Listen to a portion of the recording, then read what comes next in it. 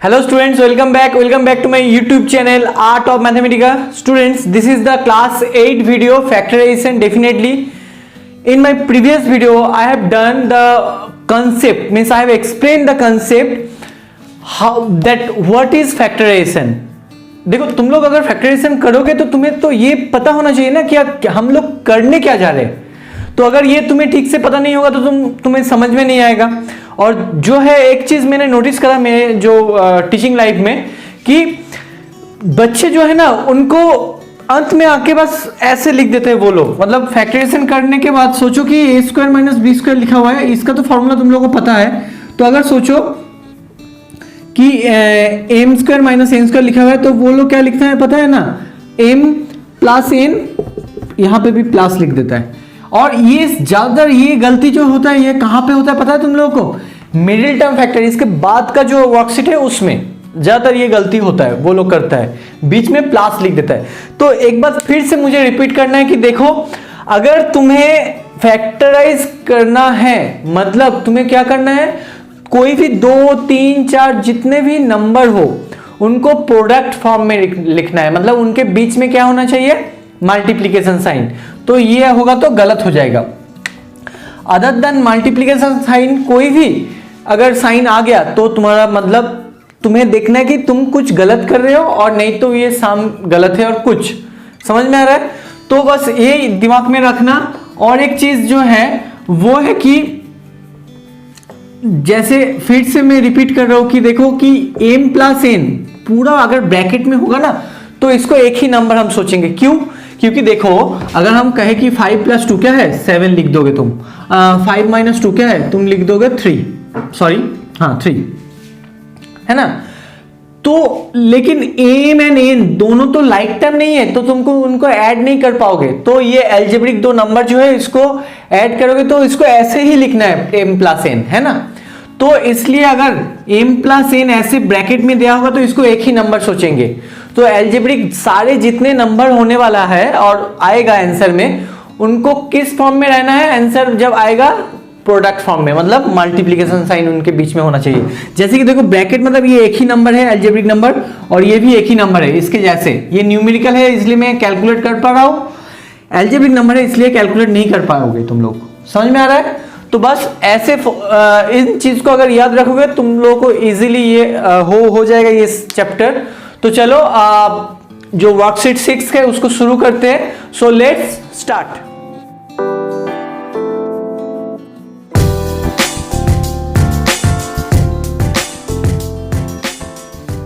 So you can see I have written up to 9 questions. All the questions I have written I am going to solve most of the questions.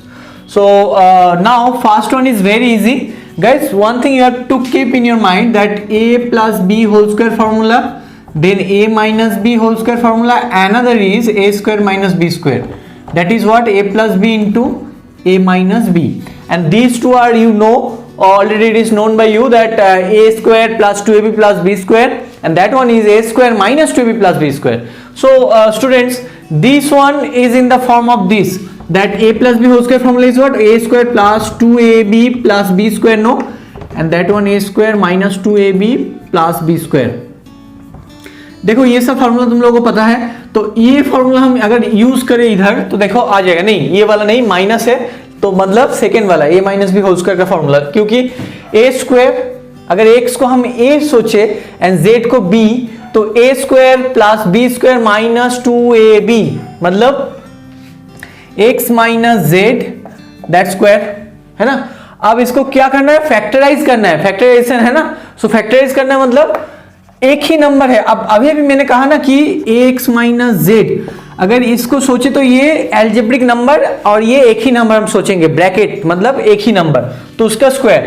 तो x square क्या होता है, x into x. Factorise मतलब हमेशा उसको product form में लिखना है, बस ये चीज याद रखो। कैसे लिखना है, हमें उसको प्रोडक्ट फॉर्म में लिखना है। Okay, so that means x minus Z into x minus Z. अब ये प्रोडक्ट फॉर्म में हो गया, इनके बीच में कोई साइन नहीं मतलब इंटू है तो ये आंसर हो गया।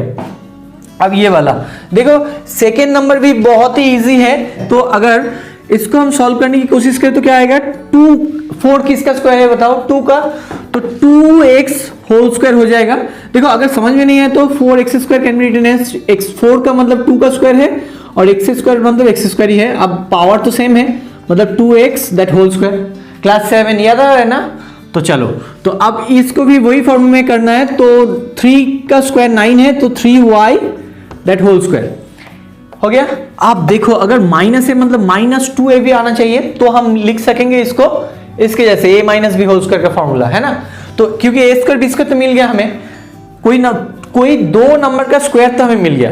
तो अब क्या करना है देखो कि इसको अगर हम कोशिश करते, देखो a मतलब क्या है 2ab, फॉर्मूला क्या है 2ab, तो -2 इसको नहीं देखेंगे पहले, हाँ इसको नहीं देखना है पहले, क्या है -2, फिर a मतलब क्या है 2x एंड b मतलब 3y। ओके, अब इसको कैलकुलेट करेंगे, ठीक तरीके से लिखना है। तो कैसे होगा बताओ? अरेंज करके लिखेंगे तो 2 2 = 4, 4 3 = 12xy है ना। तो मतलब ठीक ही है। तो अब क्या करना है, समझ में आ गया ना ये पार्ट? ये बहुत ही इंपॉर्टेंट पार्ट है। इन दोनों को होल स्क्वायर फॉर्म में अगर मिल गया, हमें कोई भी दो नंबर को अगर होल स्क्वायर फॉर्म में मिल जाएगा तो वही हम लोगों के लिए एक है a और एक है b। तो अगर a स्क्वायर b स्क्वायर हो गया, मतलब इसको 2x को सोचो, 2x जो है वो सोचो a है एंड 3y जो है वो है b, मतलब a square plus b square हो गया ना। आप बताओ यहाँ पे कौन सा टर्म होना चाहिए था? 2ab। सो 2 × a × b, अगर इसको कैलकुलेट करोगे तो यही नंबर आ रहा है, तो मतलब सही है, मतलब ठीक ठाक है। तो हम इसको वही फॉर्मूला में यूज कर सकेंगे। तो 2x - 3y होगा क्योंकि -2ab है इधर, ये साइन है ना। ओके, तो चलो अब फिर से, अब तो बहुत ही ईजी है, इसके जैसा करना है। क्योंकि हमें फैक्टराइज करना है तो इसको प्रोडक्ट फॉर्म में लिखना है। तो क्या करेंगे हम? 2x - 3y × 2x - 3y, this is the answer. अच्छा एक काम करते हैं, इसको नीचे लिख देते हैं क्योंकि हमें नेक्स्ट जो टाइम है यहाँ पे सम तो करना है ना, इसलिए। तो 2x - 3y × 2x - 3y हो गया। अब इसको करने वाले हैं एकदम सेम टू सेम। अब स्क्वायर कहाँ है इन दोनों में? तो इनको होल स्क्वायर की फॉर्मेट में लिखने की कोशिश करो, जैसे मैंने ये दोनों करा। समझ में आ गया? तो अगर इसको करोगे तो देखो 64 किसका स्क्वायर है? देखो 4 का क्यूब भी 64 है ना, और 8 का स्क्वायर। तो हमें यहाँ पे स्क्वायर इंपॉर्टेंट है, तो 8 का स्क्वायर करके लिखेंगे। तो 8a होल स्क्वायर, फिर से वही मेथड है इसलिए हम रिपीट नहीं कर रहा हूं इधर। अब ये 49 किसका स्क्वायर है? 7, तो 7b का होल स्क्वायर। अब इसको नहीं देखना है। अब बताओ इसको अगर मल्टीप्लाई कर, प्लस तो है 2a मतलब क्या है 8a है ना, एंड b मतलब क्या है 7b। अब देखो इनको मल्टीप्लाई करके 112 आ रहा है या नहीं? 8 2 = 16, 16 7 = 112 है ना। अगर तुम्हें टेबल पता है तो तुम लोगों को ये पता ही होना चाहिए। तो चलो अब a square plus b square -2ab क्या होने वाला है? बस a plus b whole square. अब बताओ होल स्क्वायर मतलब किसी नंबर को होल स्क्वायर होगा तो वही number multiplied by that number only, the number multiplied by itself is called a square number. So 8a + 7b × 8a + 7b, same number से multiply होगा तो वही होना है, क्योंकि हमें इसी फॉर ये एक्चुअल आंसर है। इसमें यहां तक आके करके छोड़ दोगे ना तो मार्क्स कट जाएगा, याद रखना। यहां तक करना है, क्यों? क्योंकि हमें फैक्टराइज करना है, मतलब प्रोडक्ट फॉर्म में लिखना है। कोई भी 2 3 4 अलजेब्रिक नंबर होगा, डेफिनेटली एक से ज्यादा होने वाला है, एक नंबर को कैसे तुम फैक्टराइज फॉर्म में लिखोगे, है ना। तो चलो अब करते हैं इसको। अब देखो इसको अगर सॉल्व करेंगे तो फिर से वही मेथड यूज करना है, तो उतना एक्सप्लेन नहीं कर रहा हूं मैं, बस 121 is the square of 11, so 11p whole square. और 16 तो बहुत ही इजी है, 4q होल स्क्वायर -2 × a मतलब 11p × b मतलब 4q। अब देखो कोशिश करके इसको आ रहा है नहीं, 4 2 = 8, 8 11 = 88, दैट pq आ रहा है, तो मतलब सही है। तो -2ab के साइन के हिसाब से यहाँ पे साइन होना है ना, यहाँ पे माइनस मतलब यहाँ पे माइनस, यहाँ पे प्लस मतलब यहाँ पे प्लस। तो बस a - b होल स्क्वायर का फॉर्मूला आ गया, -4q होल स्क्वायर। अब इसको कैसे लिखेंगे? 11p - 4q × 11p minus 4q, बहुत ईजी है ना। चलो हो गया इसका। अब देखो एक ही सेम टू सेम है 9, ना ना ना ना, ये अच्छा है, ये अच्छा सम है, चलो इसको करते हैं। चलो this is good sum, okay, इन सबसे तो ये बेहतर सम है। देखो गाइस एक बात है, अगर हम जब फैक्टराइज करना है मतलब क्लास 7 में चले जाओ अभी, तो मतलब 7 में हमने क्या करा था कि अगर कोई भी नंबर कॉमन आ रहा है तो उसको कॉमन ले रहे थे ना। तो मतलब यहाँ पे देखो y है, यहाँ पे भी y है, यहाँ पे भी y है, तीनों टर्म में क्या कॉमन है, y।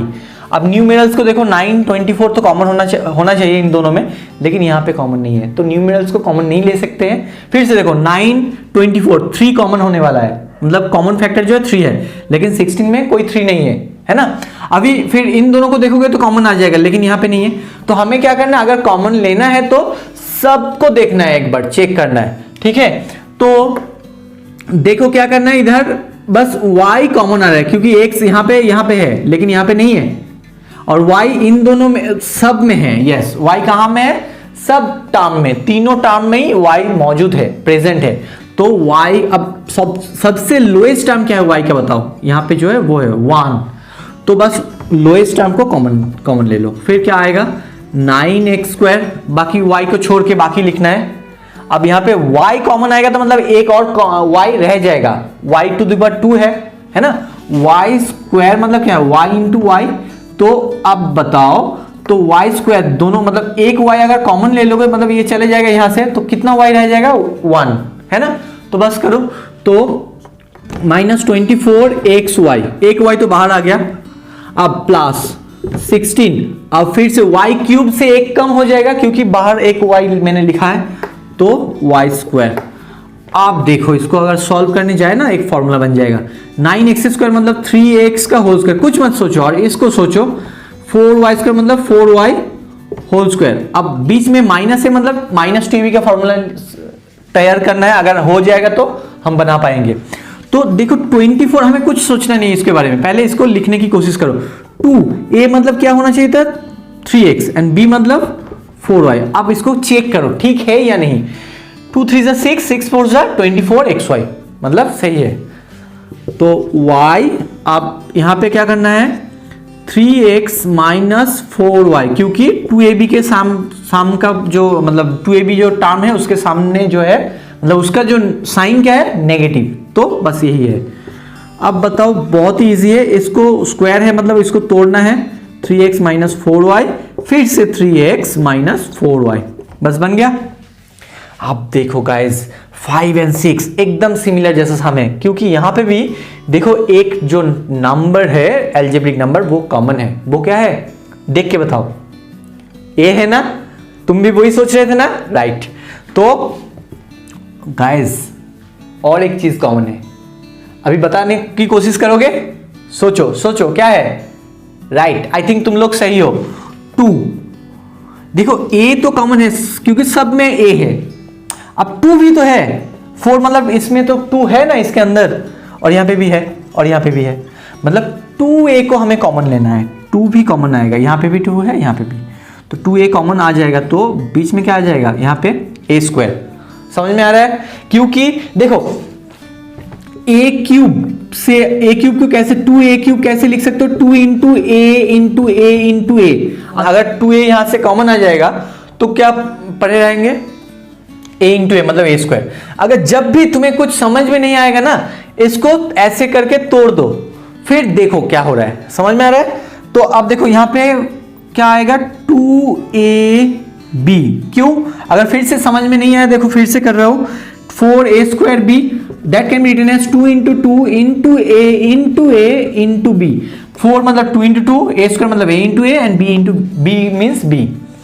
अब 2a कॉमन लेना है तो इसको हटाओ, तो बाकी क्या रहेगा, 2ab, तो 2ab ऐसे करते हुए करना, समझ में आ गया। तो चलो प्लस यहाँ पे आएगा, 2a कॉमन आ गया तो देखो मतलब b², अब तो डायरेक्टली ये फॉर्मूला बन गया ना, a² plus 2ab plus b², तो बस बना दो, यहाँ पे 2 लिखो, 2 into a plus B whole square, और ठीक से लिखोगे तो 2 into a plus B into a plus B, नहीं तो और एक तरीके से भी लिख सकते हो 2a इंटू ए प्लस बी इंटू ए प्लस बी, ऐसे भी लिख सकते हो, और नहीं तो बीच बीच में इंटू देके भी लिख सकते हो। तो बेहतर जो है ये एक्सप्रेशन है, इस तरीके से लिखने की कोशिश करो। ओके, तो चलो अब जो है नेक्स्ट हम लोगों का जो है वो है ये वाला 50a square plus 98b square plus 140ab। मतलब यहां पे देखो ab मतलब एल्जेब्रिक जो नंबर है वो कॉमन होने वाला नहीं है, लेकिन 50, 98 एंड 140 में कॉमन आने वाला है। क्या है? एटलीस्ट तो 2 तो होगा ही, 4 आएगा, 50, 25 2 ना 2 आएगा, 2 कॉमन होगा। अगर मैं तो मतलब मेंटली कैलकुलेशन कर दिया, अगर तुम्हें ये दिक्कत हुआ कि कैसे फाइंड आउट करोगे तो इसका इससे फाइंड आउट करो ना। देखो इन तीनों में कौन सा जो ग्रेटेस्ट नंबर है वो कॉमन है, समझ में आ गया? तो यहाँ पे 2 है, तो 2 मतलब चलो इसको एक स्टेप करके लिखते हैं, 2 इंटू 25 ए स्क्वायर प्लस, अब इसको 2 लिखोगे तो क्या आएगा? 2 इंटू 4 जा 9 जा 49, 2 into 49 B square plus 2 into 140 मतलब 70 ए बी। देखो मतलब सब में क्या है? 2, तो 2 को कॉमन लेना है ना? तो चलो कॉमन, तो अब क्या होगा बताओ? 2 कॉमन आ गया मतलब 25 ए स्क्वायर, डायरेक्ट कर रहा हूं हाँ इसको। 25 ए स्क्वायर क्या होने वाला है? 25 5 का स्क्वायर है, और ए स्क्वायर मतलब 5a होल स्क्वायर प्लस, आप बताओ 49 बी स्क्वायर, क्योंकि 2 तो कॉमन आ गया मतलब बाहर आ गया, तो 2 यहाँ पे नहीं है अभी, तो 49 बी स्क्वायर, इनमें 7 बी होल स्क्वायर हो जाएगा ना, क्योंकि 49 7 का स्क्वायर है और बी स्क्वायर मतलब बी स्क्वायर प्लस 70। अब बताओ 2 तो चला गया मतलब 70 ए बी, इसको फॉर्मेट में लिखे, चलो कोशिश करते। ए स्क्वायर बी स्क्वायर मिल गया मतलब ए भी मिल गया। ए हमारे लिए मनी मन में क्या सोचना है? ए मतलब 5a और बी मतलब 7b, तो 2ab का फॉर्मेट कैसे होगा? 2 इंटू 5a इंटू 7b है ना। अब इसको देखो 70 आ रहा है या नहीं? 5 2 जा 10, 10 7 जा 70 आ गया, तो बस फॉर्मेट बन गया 2 इंटू, अब इसको क्या लिखने वाले हम? 7b whole square. अब 2 इंटू 5a प्लस 7b मतलब 2 इंटू, चलो इंटू नहीं लिखते हैं, 2 ब्रैकेट मतलब ही इंटू रिप्रेजेंट हो जाता है डायरेक्टली, उतना लिखना जरूरी नहीं अलग से, बस हो गया 7b। तो बस फैक्टराइज मतलब यहां तक आके छोड़ दोगे तो मार्क्स कट जाएगा। फैक्टराइज मतलब हमेशा जितना नंबर होगा उसको प्रोडक्ट फॉर्म में लिखना है। ओके, तो चलो अब 8 नंबर भी देखो बहुत ही इजी है। यहाँ पे जो है ना ये वाला जो थर्ड आइडेंटिटी है उसको यूज करने वाले हम। तो 64 एक्स स्क्वायर, 64 किसका स्क्वायर है? 8 का, एंड एक्स स्क्वायर किसका? x का स्क्वायर, तो 8x दैट होल स्क्वायर हो जाएगा डायरेक्टली करोगे तो, समझ में आ गया। और 81 किसका स्क्वायर? 9, एंड y स्क्वायर मतलब 9y होल स्क्वायर। ओके, अब बताओ a square minus B square आ गया ना। तो अब फिर मनी मन में क्या सोचना है? a मतलब क्या है? 8x and b means 9y, समझ में आ गया? मनी मन में सोचो, a मतलब 8x, b means 9y, so a plus B into A minus B. So हमारे लिए a क्या है? 8x, b क्या है? 9y, so a plus B हो गया इंटू ए माइनस बी। अब हमारे लिए a क्या है? 8x, अब b 9y, बस हो गया। तो दिस इज द आंसर। अब this one again the same sum, बहुत इजी है, 5p whole square minus 3q whole square, क्योंकि 9 का स्क्वायर सेम एकदम सेम, उतना एक्सप्लेन करने की जरूरत नहीं है। 5p plus 3q, 5p minus 3q, क्योंकि हमें मनी मन में क्या सोचना है? a क्या है? 5p, b क्या है? 3q, मतलब a प्लस b मतलब this 5p plus 3q, and a minus b मतलब 5p minus 3q। Okay guys, ना जो क्वेश्चन नंबर 10 है ना उसको यहां पे ही कर देता हूं, that is 16a square b minus 64 b cube. ये जो है ये 10 नंबर का सम है, इसको यहाँ पे जगह है तो इसलिए इसको सॉल्व कर देते हैं। चलो एक बार देखो फिर से, हमें क्या करना है? जब भी कोई भी नंबर को मतलब पहले कुछ भी मतलब फैक्टराइज जब भी करना है ना, हमें पहले देखना है कि सब जो टर्म है, तीनों टर्म है और 4 टर्म और 2 कोई भी टर्म हो उसमें कुछ कॉमन आ रहा है या नहीं। यहाँ पे देखो कॉमन आएगा, क्या है वो देखो 16 तो आएगा ही, क्योंकि 16 एंड 64, 64 मतलब क्या है 16 इंटू 4 दैट इज 64 नो। सो मतलब 16 तो कॉमन आएगा ना। अब देखो 16 कैन बी, चलो इसको एक बार स्टेप बाय स्टेप कर देते। 16 फिर क्या आएगा a स्क्वायर, अब b आ गया ना। अब 64 can be written as 16 into 4 into b into b square. क्यों मैंने लिखा, क्योंकि b भी तो कॉमन आएगा ना, क्योंकि यहाँ पे b है, यहाँ पे b क्यूब, तो सबसे छोटा जो पावर है मतलब 1, तो वो कॉमन आ जाएगा। तो इसको एक बार इस तरीके से करके दिखा रहा हूं, देखो 16 16 तो लिखो कॉमन। अब b, यहाँ पे भी b, तो वो भी कॉमन आ जाएगा। बाकी क्या रह गया, जिसके नीचे अंडरलाइन नहीं किया गया है वो उसको देखो, वो है यहाँ पे फर्स्ट टर्म में क्या है a स्क्वायर, अब सेकेंड टर्म में क्या है 4b स्क्वायर, हो गया। अब बताओ 16b तो रहेगा, अब a square minus 4b square, a square को a स्क्वायर ही लिखो। अब 4b स्क्वायर क्या होगा बताओ, तुम लोग बताओ हमें 4b स्क्वायर क्या होने वाला है, 2b होल स्क्वायर होगा या नहीं, क्योंकि 4 किसका स्क्वायर है 2 का, एंड b स्क्वायर मतलब b का स्क्वायर। ओके चलो, अब a square minus b square आ गया ना। तो मन ही मन में क्या सोचना है कि a मतलब a ही है यहाँ पे, और b means 2b, b means 2b, समझ में आ रहा है। तो चलो बस 16b, अब यहां पे a plus 2b into a minus 2b, a minus 2b, बस बन गया ना, क्योंकि हमें प्रोडक्ट फॉर्म में लिखना है। देखो यहां पे आ गया ना, अगर तुम यहां तक करके छोड़ दोगे तो मार्क्स कट जाएगा, फिर से रिपीट कर रहा हूं। तो हमें प्रोडक्ट फॉर्म में लिखना है, जब तक लिख पाएंगे तब तक उसको तोड़ते रहना है, लाइक ऐसे। तो ये अच्छा, ये भी एक अच्छा साम है तुम कह सकते हो, तो इसको भी प्रैक्टिस कर लेना, क्योंकि अगर इसको ठीक से करना है तुम्हें ना, क्योंकि ये सब नया चीज है, तो एक बार प्रैक्टिस कर लेना ठीक से, तभी हो जाएगा। तो गाइस एक बात कहना है कि आज के लिए इतना ही, क्योंकि ये जो चैप्टर मतलब ये जो वर्कशीट 6 है, ये इसमें 20 साम है, 20 साम्स, तो मिडिल तक मैंने करवाया हाफ, और जो हाफ होगा मतलब 11 से 20 तक। और मैं ये चीज कह रहा हूं तुम लोगों को कि उस पार्ट में और भी इंपॉर्टेंट साम है, तो उस पार्ट को मिस मत करना।